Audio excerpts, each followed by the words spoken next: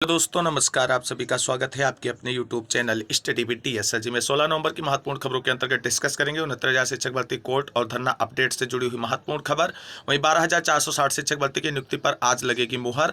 8,085 पदों पर लेखपाल के रिजल्ट और नियुक्ति को लेकर के यूपी SSSC चेयरमैन की तरफ से बड़ी अपडेट है और पीटी 2023 के रिजल्ट और एजीटीए भर्ती विज्ञापन को लेकर के भी बड़ी अपडेट निकलकर सामने आ रही है। वहीं बीपीएससी तैयारी 2.0 में पीआरटी के लिए आवेदन आज से हुए शुरू। सिलेबस और एग्जाम पैटर्न में बड़ा बदलाव कर दिया गया है बीपीएससी की तरफ से। बीपीएससी टीआरई 1.0 में सेकंड मेरिट लिस्ट का इंतजार कर रहे अभ्यर्थियों के लिए बड़ी खबर निकलकर सामने आ रही है। वहीं दोस्तों आप सभी को बता दें यूपी SSSC की तरफ से जूनियर असिस्टेंट के पदों पर निकाली गई भर्ती एक बार फिर फंसती नजर आ रही है और कोर्ट में पहुंच चुकी है ये भर्ती। अब इससे जुड़े हुए अभ्यर्थियों को लंबा इंतजार करना पड़ सकता है एग्जाम को लेकर के। तो साथियों आज की इन सभी खबरों को विस्तार पूर्वक जानने के लिए वीडियो में अंत तक बने रहो। प्लीज वीडियो को लाइक करें, दोस्तों में शेयर करें। जितने भाई बहन चैनल पर पहली बार विजिट करें उनसे निवेदन है कि प्लीज चैनल को सब्सक्राइब करके बेल आइकन जरूर दबाएं। तो आइए साथियों शुरू करते हैं आज का ये वीडियो। देखते हैं आज की सभी महत्वपूर्ण खबरों को विस्तार पूर्वक। दोस्तों पुरानी पेंशन स्कीम से जुड़ी हुई बड़ी अपडेट निकलकर सामने आ रही है। तो पुरानी पेंशन के लिए मांगा गया शिक्षकों का ब्यौरा। ऐसे शिक्षक व कर्मचारी जिनकी भर्ती का विज्ञापन 1 अप्रैल 2005 से पहले निकाला गया था उन्हें पुरानी पेंशन की सुविधा दी जाएगी। सुप्रीम कोर्ट के निर्देश पर सभी विभागों ने इसकी तैयारी शुरू कर दी। माध्यमिक शिक्षा निदेशालय की ओर से सभी मंडलीय संयुक्त शिक्षा निदेशक और उप शिक्षा निदेशकों को निर्देश दिए गए हैं कि वह जल्द सरकारी माध्यमिक स्कूलों में कार्यरत ऐसे शिक्षकों का युवा शिक्षणेतर कर्मचारियों का ब्यौरा उपलब्ध कराएं। माध्यमिक शिक्षा निदेशक डॉक्टर महेंद्र देव की ओर से जारी आदेश में कहा गया कि 16 नवंबर तक ब्यौरा हर हाल में उपलब्ध कराए। शिक्षक व कर्मचारियों का नाम, संस्था का नाम, विज्ञापन की तारीख, कार्यभार ग्रहण करने की तारीख और प्रथम वेतन भुगतान की तिथि इत्यादि की जानकारी मांगी गई। दरअसल 1 अप्रैल 2005 के बाद पुरानी पेंशन की सुविधा खत्म करके नई पेंशन की व्यवस्था लागू कर दी गई थी और कर्मचारी व शिक्षक इसे लगातार लेकर विरोध कर रहे हैं। तो आप सभी को बता दें 2005 के बाद में विज्ञापित पदों को लेकर के अभी ओपीएस लागू करने का सरकार का कोई नहीं प्लान है, लेकिन 2005 से पहले जितने भी विज्ञापन निकाले गए थे उन सभी पदों पर सभी कर्मचारियों के लिए ओपीएस लागू करने का को लेकर के सरकार जो है वो अब एक्शन मोड में नजर आ रही है और सुप्रीम कोर्ट के निर्देश के बाद अब इस पर कार्रवाई शुरू कर दी गई है और इसमें आपको बता दें अब शिक्षकों को लाभ मिलने वाला है। और अगर ऐसा होता है तो 2005 से बाद में हुए भर्ती वाले जो है उनकी ओपीएस की मांग और तेज हो जाएगी और कहीं ना कहीं सरकार उनके ऑप्शन पर भी विचार करेगी। तो ओपीएस से जुड़ी हुई महत्वपूर्ण इस अपडेट के बाद हम मुख करते हैं अगली प्रमुख खबर की तरफ। अब बात कर लेते हैं बेसिक स्कूलों में शिक्षकों की पदोन्नति को 19 तक अपलोड करें पात्रता सूची। पदोन्नति से जुड़ी हुई बड़ी अपडेट निकलकर सामने आ रही है। बेसिक शिक्षा परिषद से संचालित परिषदीय स्कूलों में शिक्षकों की पदोन्नति की आस पूरी होने को है। उच्च प्राथमिक स्कूलों में सहायक अध्यापकों को पदोन्नति के लिए बीएसए प्रवीण कुमार तिवारी ने खंड शिक्षा अधिकारियों से 5 वर्ष पूरा कर चुके शिक्षकों की व्याख्या मांगी। साथ ही पदोन्नति के लिए पात्र शिक्षकों की सूची पोर्टल पर 19 नवंबर तक अपलोड करने का निर्देश भी दिया गया है। जिले में 2009 में शिक्षक भर्ती के चयनित अभ्यर्थियों को 2016 में पदोन्नति मिली थी। 2009 के बाद प्रदेश में कई शिक्षक भर्ती हुई लेकिन पदोन्नति की प्रक्रिया नहीं शुरू हो सकी। यही कारण है कि शिक्षक लंबे समय से पदोन्नति की मांग कर रहे हैं।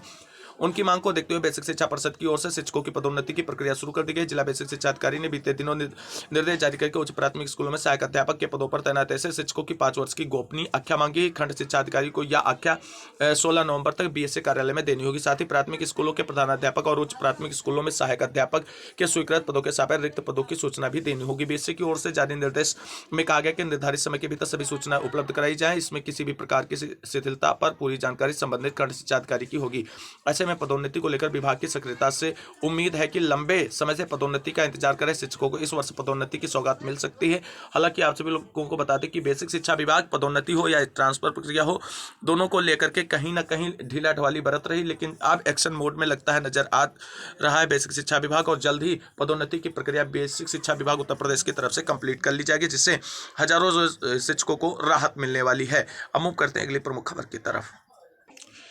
दोस्तों बात कर लेते हैं एजीटीए भर्ती विज्ञापन से जुड़ी हुई बड़ी अपडेट के बारे में। कृषि प्राविधिक सहायक के पदों पर शीघ्र भर्ती की मांग। आप सभी लोग जानते हैं उत्तर प्रदेश में यूपी SSSC की तरफ से एजीटीए के लगभग 3500 पदों पर भर्ती विज्ञापन को लेकर के लगातार चर्चाएं हो रही हैं, लेकिन अभी तक यूपी SSSC के ओर से इसका विज्ञापन जारी नहीं किया गया है और हजारों छात्र इसके इंतजार में बैठे हुए हैं। तो देख लेते हैं आज इससे क्या जुड़ी हुई बड़ी अपडेट निकलकर सामने आ रही। बीते 10 महीने से लंबित कृषि प्राविधिक सहायक पदों पर शीघ्र भर्ती प्रक्रिया शुरू किए जाने की प्रतियोगी छात्र संघर्ष समिति ने मांग की है। समिति से जुड़े छात्रों ने कहा है कि कृषि प्राविधिक सहायक के 3446 पदों पर भर्ती के लिए वर्ष 2022 में विज्ञापन जारी किया जाना था, जो 10 माह बाद भी अब तक जारी नहीं किया गया है। कृषि छात्रों ने कई बार लोक सेवा चयन आयोग व अधीनस्थ सेवा चयन आयोग पर धरना प्रदर्शन भी किया हुआ, लेकिन कोई सुनवाई नहीं हुई। और आप सभी को बता दें, अभिनव मिश्रा, विशाल सिंह, अमित शुक्ला, निखिल शुक्ला, विजेंद्र पांडे आदि ने आयोग को ज्ञापन सौंपकर भर्ती का विज्ञापन शीघ्र जारी करने की मांग की है। तो भर्ती के विज्ञापन की मांग करने वाले अभ्यर्थियों की तरफ से ज्ञापन सौंपा गया, तो यूपी आयोग के चेयरमैन की तरफ से बड़ा आश्वासन दिया गया है। आयोग से मिला है आश्वासन। ज्ञापन देने के कृषि छात्रों को आयोग की तरफ से आश्वासन दिया गया है कि इनसे जुड़े विज्ञापन पर कार्य शुरू कर दिया गया। कुछ नए पदों पर अध्याचन प्राप्त हुए। जल्दी कृषि प्राथमिक सहायक भर्ती का विज्ञापन निकाला जाएगा और इसमें पदों की संख्या और बढ़ सकती है, क्योंकि जो नए अध्याचन मिले हैं उसी विज्ञापन में पदों को ऐड करते हुए भर्ती का विज्ञापन जारी किया जाएगा। उम्मीद करते हैं कि एजीटीए भर्ती विज्ञापन जो है नवंबर लास्ट में आप सभी को देखने को मिल सकता है। एजीटीए भर्ती विज्ञापन से जुड़ी बड़ी अपडेट के बाद हम मूव करते हैं अगली प्रमुख खबर की तरफ। दोस्तों, अब बात कर लेते हैं जूनियर असिस्टेंट भर्ती से जुड़ी हुई आज की बड़ी अपडेट के बारे में। तो कनिष्ठ लिपिक व सहायकों के 3831 पदों पर चयन के विज्ञापन को चुनौती। ओबीसी एससी एसटी को नियमानुसार कोटा न देने का है मामला। हाईकोर्ट ने यूपी अधीनस्थ सेवा चयन आयोग से मांगा है जवाब। प्रदेश के करीब 26 विभागों में कनिष्ठ लिपिक व सहायक और सहायकों के 3831 पदों पर चयन के विज्ञापन को हाईकोर्ट में चुनौती दी गई है। इलाहाबाद हाईकोर्ट की लखनऊ पीठ ने भर्ती में ओबीसी एससी व एसटी वर्ग को नियमानुसार आरक्षण न देने के आरोप वाली दायर याचिका पर उत्तर प्रदेश अधीनस्थ सेवा चयन आयोग से 2 हफ्ते में जवाब मांगा है। कोर्ट ने आयोग के वकील को याचिका में लगाए गए आरोपों को लेकर जवाबी हलफनामा दाखिल करने का भी आदेश दिया है। न्यायमूर्ति मनीष माथुर की एकल पीठ ने यह आदेश अभ्यर्थी गरिमा मौर्य की याचिका पर दिया। याचिका के वकील कृष्ण कन्हैया पाल का कहना है कि 4 अगस्त 2023 को आयोग ने 3831 पदों पर चयन का विज्ञापन जारी किया था। इस भर्ती परीक्षा में वर्ष 1994 के एससी एसटी और ओबीसी के लिए क्रमशः 21, 2 व 27% आरक्षण के प्रावधानों का पालन नहीं किया गया है। याची ने चयन में आरक्षण के प्रावधानों का उल्लंघन करने के निर्देश देने का आग्रह किया है। कोर्ट ने आयोग के अधिवक्ता को जवाबी हलफनामा दाखिल करने के लिए 2 हफ्ते का समय देकर अगली सुनवाई 5 दिसंबर को नियत कर दी गई है। तो साथियों, आप सभी को बता दें, यूपी ट्रिपल एससी की तरफ से जूनियर असिस्टेंट पदों पर भर्ती का विज्ञापन जो जारी किया गया था वो हाईकोर्ट में चैलेंज कर दिया गया है, क्योंकि उसमें रिजर्वेशन नियमों को सही से पालन नहीं किया गया है और इस मामले में अगली सुनवाई 5 दिसंबर को लगी है। तो कुल मिलाकर के इस भर्ती परीक्षा से जुड़े हुए लाखों अभ्यर्थी जो हैं वो कहीं ना कहीं परीक्षा की तैयारी फुल मोड में कर रहे थे। उन्हें अब एक बार झटका लगा है और कोर्ट में मामला कोई जाने के बाद कब निस्तारित होगा इसका कोई पता नहीं होता है। लेकिन उम्मीद करते हैं कि इस मामले में यूपी ट्रिपल एससी की तरफ से कोर्ट में जल्द ही रिटर्न हलफनामा सबमिट करते हुए जो भी आरक्षण विसंगति हुई है उसको सुधारते हुए जल्द ही इस भर्ती में आगे की प्रक्रिया को लेकर के कदम उठाया जाएगा। और जो भी अपडेट आगे होगी आप सभी को इसी चैनल के माध्यम से इसके बारे में जानकारी शेयर की जाएगी। अब मूव करते हैं अगली प्रमुख खबर की तरफ। दोस्तों, बात कर लेते हैं यूपी ट्रिपल एससी की तरफ से उत्तर प्रदेश में 8085 पदों पर लेखपाल भर्ती परीक्षा के बाद में डीबी कराई जा रही है और उसकी प्रक्रिया गतिमान अवस्था में। आप सभी लोग जानते हैं 30 नवंबर तक लेखपाल भर्ती परीक्षा से संबंधित अभ्यर्थियों की डीबी होगी और उसके बाद जो है रिजल्ट अनाउंस किया जाएगा। अब रिजल्ट और नियुक्ति को लेकर के यूपी ट्रिपल एससी की तरफ से बड़ी अपडेट निकलकर सामने आ रही है। तो जनवरी तक प्रदेश को मिल जाएंगे 8085 लेखपाल। यूपी ट्रिपल एससी अभियान चलाकर कर रहा है परिणाम जारी करने की तैयारी। प्रदेश को जनवरी तक 8085 लेखपाल मिल जाएंगे। उत्तर प्रदेश अधीनस्थ सेवा चयन आयोग मुख्य परीक्षा के बाद अभियान चलाकर 27,433 अभ्यर्थियों के दस्तावेज सत्यापन की प्रक्रिया पूरी कर रहा है। आयोग के अनुसार इस समय पहली प्राथमिकता परिणाम जारी करना है। गौरतलब है कि राजस्व विभाग में लेखपाल के 8085 पदों पर चयन प्रक्रिया वर्ष 2022 में शुरू हुई थी। इसके लिए लिखित परीक्षा 31 जुलाई 2022 को आयोजित की गई थी। इसका परिणाम 2 मई 2023 को जारी किया गया। इसमें 27,455 अभ्यर्थियों का परिणाम जारी किया गया, पर इनमें से 22 अभ्यर्थियों को डिबार करते हुए आयोग ने 27,433 अभ्यर्थियों के दस्तावेज सत्यापन 19 सितंबर से शुरू किए। यूपी ट्रिपल एससी के अध्यक्ष प्रवीण कुमार ने बताया कि हमारे यहाँ प्रतिदिन 300 अभ्यर्थियों के दस्तावेज सत्यापन की व्यवस्था है। इसे 2 गुना से अधिक बढ़ाकर प्रतिदिन 700 अभ्यर्थियों के दस्तावेज सत्यापन किए जा रहे हैं। इस समय आयोग की प्राथमिकता जल्द से जल्द लेखपाल भर्ती परिणाम जारी करने की है। दिसंबर अंत या जनवरी के पहले सप्ताह में परिणाम जारी करने का लक्ष्य रखा गया है। 30 नवंबर तक दस्तावेज सत्यापन पूरा करने के बाद इसकी अन्य औपचारिकता के बाद जल्दी परिणाम जारी कर दिया जाएगा। वहीं आप सभी को बता दें, यूपी ट्रिपल एससी की तरफ से पीटी 2023 का आयोजन किया जा चुका है। उसकी प्रोविजनल आंसर की भी जारी कर दी गई है और अब उसके रिजल्ट को लेकर के बड़ी अपडेट निकलकर सामने आ रही है। तो पीटी का परिणाम भी जल्द यूपी ट्रिपल एससी प्रारंभिक अर्हता परीक्षा ने पीटी का परिणाम भी तैयार कर रहा है। इसका आयोजन 28 और 29 अक्टूबर को हुआ था। इसमें करीब 14 लाख अभ्यर्थी शामिल हुए थे। 6 नवंबर को प्रोविजनल आंसर की जारी कर उस पर 15 नवंबर तक आपत्ति ली गई। यूपी ट्रिपल एससी के सचिव अवनीश सक्सेना ने कहा है कि आपत्तियों का निस्तारण कर इस महीने के अंत या जनवरी के पहले सप्ताह तक परिणाम जारी कर दिए जाएंगे। तो कुल मिलाकर के लेखपाल भर्ती परीक्षा में सम्मिलित और सफल वो अभ्यर्थी जिनकी डीबी प्रक्रिया चल रही है और जो डीबी करा चुके हैं उन सभी के लिए महत्वपूर्ण अपडेट है कि आप सभी का रिजल्ट जनवरी के फर्स्ट वीक तक हर हाल में जारी कर दिया जाएगा। ऐसा यूपी ट्रिपल एससी के चेयरमैन की तरफ से बड़ा स्टेटमेंट निकलकर सामने आया है। हम मूव करते हैं अगली प्रमुख खबर की तरफ। दोस्तों अब बात कर लेते हैं बीपीएससी टीआरई 2.0 शिक्षक भर्ती में पीआरटी आवेदन से जुड़ी हुई आज की बड़ी अपडेट के बारे में। तो साथियों बीपीएससी टीआरई 2.0 में प्राथमिक यानी 1 से 5 शिक्षक भर्ती है तो अहर्ता और सिलेबस जारी कर दिया गया है, जिसमें बड़ा परिवर्तन देखने को मिल रहा है। आवेदन की प्रक्रिया आज से शुरू हो गई है जो 25 नवंबर तक चलेगी। तो साथियों अब डिस्कस कर लेते हैं कि बीपीएससी टीआरई 2.0 शिक्षक भर्ती में पीआरटी लेवल के सिलेबस और एग्जाम पैटर्न में क्या बड़ा परिवर्तन बीपीएससी की तरफ से किया गया है और जानते हैं विस्तार से उसके बारे में। तो साथियों जैसा कि आप सभी लोग जानते हैं बीपीएससी की तरफ से जल्दबाजी में विज्ञापन जारी कर दिया जाता है और एग्जाम डेट भी 1 महीने के अंदर ही अनाउंस कर दी गई है। लेकिन इस बीच अब बीपीएससी में पीआरटी को लेकर के आवेदन आज से शुरू हो रहे हैं। इसी बीच बीपीएससी ने एग्जाम पैटर्न और सिलेबस में बड़ा परिवर्तन करते हुए संशोधित एग्जाम पैटर्न और सिलेबस जारी कर दिया है, जो कहीं ना कहीं अभ्यर्थियों के लिए चिंता का विषय बन सकता है। देख लेते हैं क्या संशोधित पैटर्न और सिलेबस जारी किया गया है बीपीएससी की तरफ से। तो साथियों आप सभी लोग देख सकते हैं बीपीएससी की तरफ से ऑफिशियल नोटिफिकेशन कल जारी कर दिया गया था। शिक्षा विभाग बिहार के अंतर्गत कक्षा 1 से 5 तक के विद्यालय अध्यापक के कुल 9,431 पदों पर नियुक्ति हुई। दिनांक 10/11/2023 को प्रकाशित करते हुए विज्ञापन संख्या 27/2023 में सम्मिलित किया गया। उक्त पदों के लिए अनिवार्य योग्यता निम्नवत है। पहली बात, भारत का नागरिक हो यानी सभी राज्यों को इसमें मौका दिया गया है। दूसरा है राज्य सरकार अथवा केंद्र सरकार द्वारा समय समय पर आहूत शिक्षक पात्रता परीक्षा में उत्तीर्ण हो यथा कक्षा 1 से 5 के विद्यालय अध्यापकों के लिए सीटेट पेपर फर्स्ट अथवा बीटेट पेपर फर्स्ट पास होना चाहिए। परंतु कहा गया कि वर्ष 2012 से पूर्व नियुक्त एवं कार्यरत शिक्षक जो दक्षता परीक्षा उत्तीर्ण होंगे के लिए शिक्षक पात्रता परीक्षा में उत्तीर्णता अनिवार्य नहीं होगी। सीटेट अभ्यर्थियों के लिए बीटेट 2017 के लिए लागू प्रावधान अनुसार सामान्य कोटि के अभ्यर्थी को न्यूनतम 60% अंक, पिछड़ा वर्ग अत्यंत पिछड़ा वर्ग तथा सामान्य कोटि की महिला उम्मीदवारों को 55% अंक एवं अनुसूचित जाति, अनुसूचित जनजाति तथा निःशक्त कोटि के उम्मीदवारों को 50% अंकों के आधार पर उत्तीर्ण माना जाएगा। विद्यालय अध्यापक के पद पर नियुक्ति है तो राष्ट्रीय अध्यापक शिक्षा परिषद द्वारा समय समय पर निर्धारित शैक्षणिक एवं शैक्षणिक योग्यता आधारित करता हो जो निम्नवत रहेगी। यानी जो योग्यताएं हैं उनमें कोई विशेष परिवर्तन नहीं किया गया है। इनको हम पहले भी आप सभी के साथ वीडियो में डिस्कस कर चुके हैं। वहीं अब नीचे आप देख सकते हैं जो यहाँ पे इंपॉर्टेंट पॉइंट है कि परंतु कक्षा 1 से 5 तक के लिए विद्यालय अध्यापक के मूल कोटि के पद पर नियुक्ति है तो शैक्षणिक एवं प्रशैक्षणिक योग्यता में अनुसूचित जाति, अनुसूचित जनजाति, अत्यंत पिछड़ा वर्ग एवं दिव्यांग के अभ्यर्थी को न्यूनतम निर्धारित अर्हतांक में 5% की छूट दे होगी। वहीं अगला जो है कक्षा 1 से 5 के उर्दू पदों पर बिहार राज्य मदरसा शिक्षा बोर्ड या मौलाना मजहरुल हक अरबी एवं फारसी विश्वविद्यालय पटना द्वारा प्रदत्त मौलवी या आलिम अथवा किसी मान्यता प्राप्त बोर्ड से उर्दू में इंटरमीडिएट 50% अंकों के साथ अथवा किसी मान्यता प्राप्त विश्वविद्यालय से उर्दू में स्नातक शैक्षणिक योग्यता मान्य होगी। अगला जो पॉइंट है कक्षा 1 से 5 के लिए बांग्ला शिक्षकों के पद पर इंटर में 50% अंकों का बांग्ला अथवा किसी मान्यता प्राप्त विश्वविद्यालय से बांग्ला में स्नातक की योग्यता होनी चाहिए। वहीं बात करते हैं आगे, किसी सोसाइटी अथवा ट्रस्ट के द्वारा स्थापित स्वैच्छिक संस्थाओं द्वारा प्रतिभाषा विशेष की उपाधि या डिग्री की भी विद्यालय अध्यापक पद पर नियुक्ति है तो मान्य नहीं होगी। यह इंपॉर्टेंट पॉइंट है साथियों, इसको ध्यान रखना है। वही हम नोट पॉइंट में लिखा गया कि एनसीटी अधिनियम 1993 के प्रवर्तन होने के पूर्व केंद्रीय किसी राज्य सरकार द्वारा मान्यता प्राप्त संस्थानों से अथवा एनसीटी अधिनियम के प्रवर्तन होने के उपरांत एनसीटी से मान्यता प्राप्त संस्थान अथवा वैसे राज्य केंद्र शासित प्रदेश जहां राष्ट्रीय अध्यापक शिक्षक परिषद एनसीटी अधिनियम प्रभावी नहीं है उस राज्य केंद्र शासित प्रदेश द्वारा मान्यता प्राप्त संस्थान द्वारा निर्गत प्रशैक्षणिक प्रमाण पत्र मान्य होगा। वहीं अब आगे देख लेते हैं साथियों की शिक्षक प्रशिक्षण के किसी भी उपाधि के मान्यता के बिंदु पर अथवा किसी उपाधि विशेष के समतुल्यता के बिंदु पर किसी भी प्रकार के विवाद की स्थिति में राष्ट्रीय अध्यापक शिक्षा परिषद यानी एनसीटी के परामर्श से विभाग का निर्णय अंतिम होगा।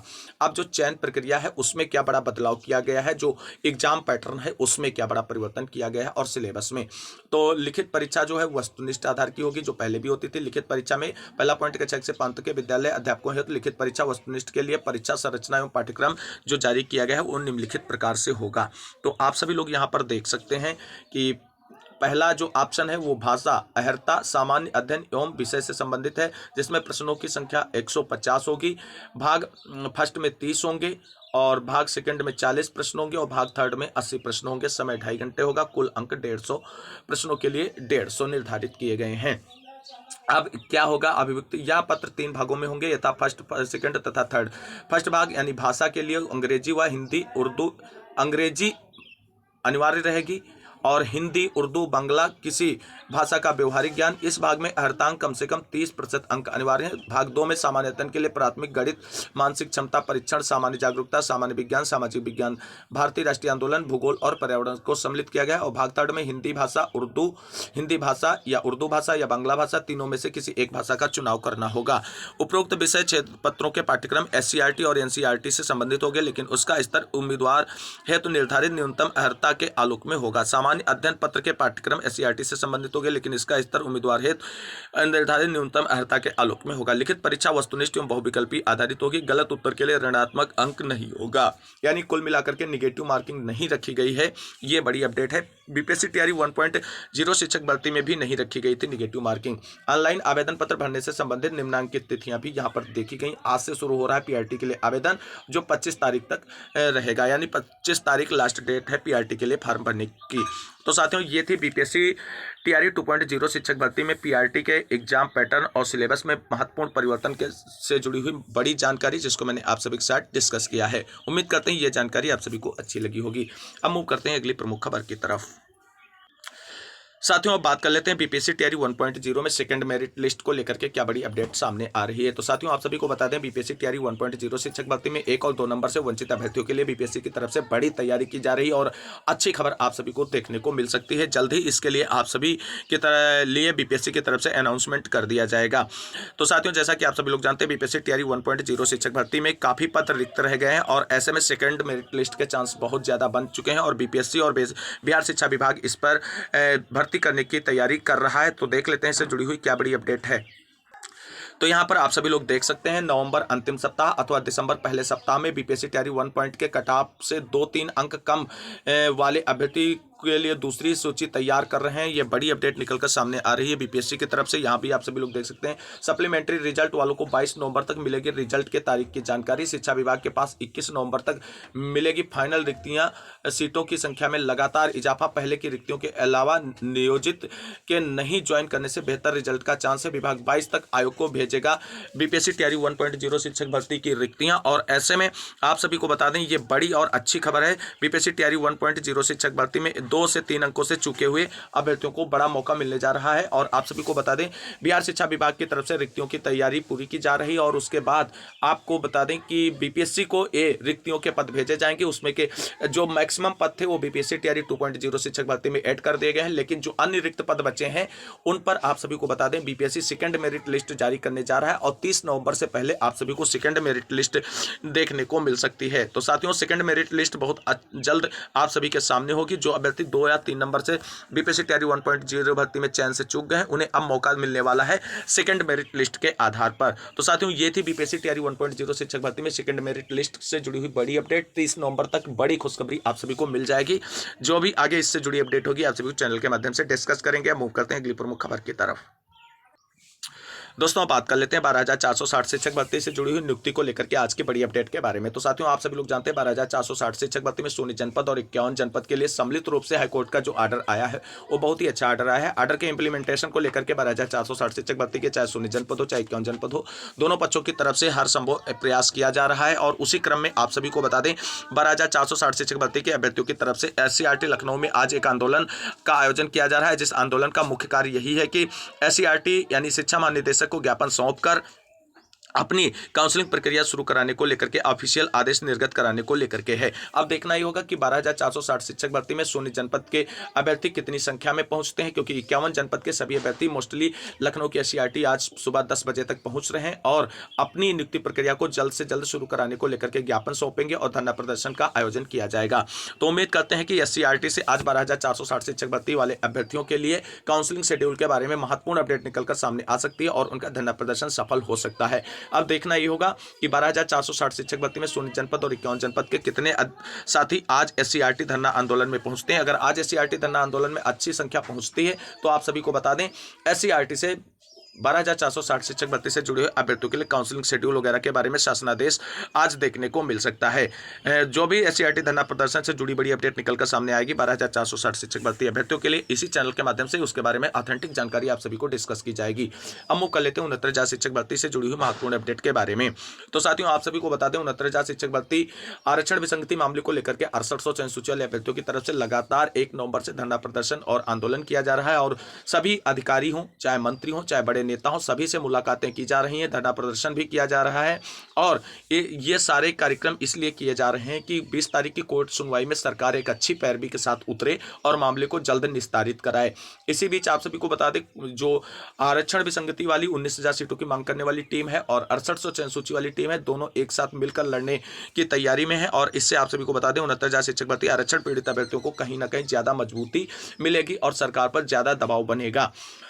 तो वहीं आप सभी को बता दें, कोर्ट सुनवाई के लिए भी आरक्षण पीड़ित अभ्यर्थियों की तरफ से एक और मोस्ट सीनियर एडवोकेट का इंतजाम किया जा रहा है। साथियों, अब देखना ही होगा कि 20 तारीख कोर्ट सुनवाई में क्या सरकार की तरफ से एजी आते हैं। अगर एजी उपस्थित होते हैं कोर्ट सुनवाई में 20 तारीख सुनवाई पर, तो ये 69,000 शिक्षक भर्ती से आरक्षण पीड़ित जुड़े अभ्यर्थियों के लिए काफी महत्वपूर्ण और डिसाइडर दिन हो सकता है, क्योंकि इस मामले का निस्तारण अब आप सभी को बता दें ऐसे नहीं हो पाएगा जब तक इसमें सरकार इंटरफेरेंस नहीं करेगी, क्योंकि सरकार का इंटरफेयर करना बहुत जरूरी हो जाता है। सरकार जब तक तटस्थ रहेगी तब तक मामला इतनी जल्दी निस्तारित नहीं होगा। तो कुल मिलाकर के आप सभी को बता दें, कल बहुत बड़ा धरना प्रदर्शन आयोजित किया जाना है 69,000 शिक्षक भर्ती आरक्षण पीड़ित अभ्यर्थियों की तरफ से। सभी भाई बहन जो 6800 चयन सूची से हैं, चाहे 19,000 सीटों की मांग करने वाले हों, जब सभी लोग मिलकर लड़ रहे हैं तो एक साथ लखनऊ में अधिक से अधिक संख्या में पहुंचकर धरना प्रदर्शन को सफल बनाए, जिससे सरकार और बेसिक शिक्षा विभाग पर दबाव बना करके 20 तारीख की कोर्ट सुनवाई से जो है कहीं ना कहीं मामले को निस्तारण की ओर आगे ले जाया जा सके। उम्मीद करते हैं 69,000 शिक्षक भर्ती आरक्षण पीड़ित अभ्यर्थियों या 6800 चयन सूची वाले अभ्यर्थियों सभी कल के धरना प्रदर्शन में अधिक से अधिक संख्या में पहुंचकर अपने हक और अधिकारों की लड़ाई के लिए सड़कों पर उतरेंगे और अपना हक और अधिकार लेंगे, क्योंकि आपकी नौकरी अब कुछ ही दिनों दूर है आपसे, केवल आपके संघर्ष पर डिपेंड है। अगर आप सभी लोग कल से लखनऊ में लगभग एक हफ्ते तक समय दे दिया रेगुलरली, तो आप सभी को बता दें नवंबर में आप सभी का मामला डिसाइड हो सकता है। लेकिन अगर आप सभी लोग घरों में बैठे रहेंगे, केवल ग्रुप से जुड़ करके अपडेट लेते रहेंगे, तो आप सभी को नौकरी इतनी आसानी से नहीं मिलने वाली है और कोर्ट में लड़ाई काफ़ी लंबी होगी। उसके बाद भी पता नहीं है कि सिंगल बेंच के आर्डर का अनुपालन ही किया जाएगा या आगे कोई बदल कर डिसीजन आएगा। तो उम्मीद करते हैं कि 69,000 शिक्षक भर्ती आरक्षण पीड़ित सभी अभ्यर्थी अपने हक और अधिकारों की लड़ाई को एकजुट होकर के लड़ेंगे और आने वाले दिन जो है 17 तारीख से जो भी कार्रवाई शुरू होगी वो डिसाइडर के रूप में शुरू होगी और अंतिम निर्णय आप सभी को इसी महीने देखने को मिल सकता है। बाकी आप सभी का प्रयास 100% होना चाहिए और 100% प्रयास के लिए 100% जो है इस भर्ती से जुड़े हुए अभ्यर्थियों को लखनऊ में आना होगा। तो साथियों, ये थी आज की कुछ महत्वपूर्ण अपडेट जो मैंने आप सभी के साथ डिस्कस की। उम्मीद करते हैं जानकारी आप सभी को अच्छी लगी होगी। अगर वीडियो अच्छा लगा हो तो लाइक करें, दोस्तों में शेयर करें तथा चैनल को सब्सक्राइब कर लें लेटेस्ट अपडेट पाने के लिए। मिलते हैं अगली वीडियो में, तब तक के लिए सभी साथियों को जय हिंद जय भारत। वंदे मातरम। आप सभी साथियों का दिन शुभ हो, आप सभी के संघर्ष की जीत हो।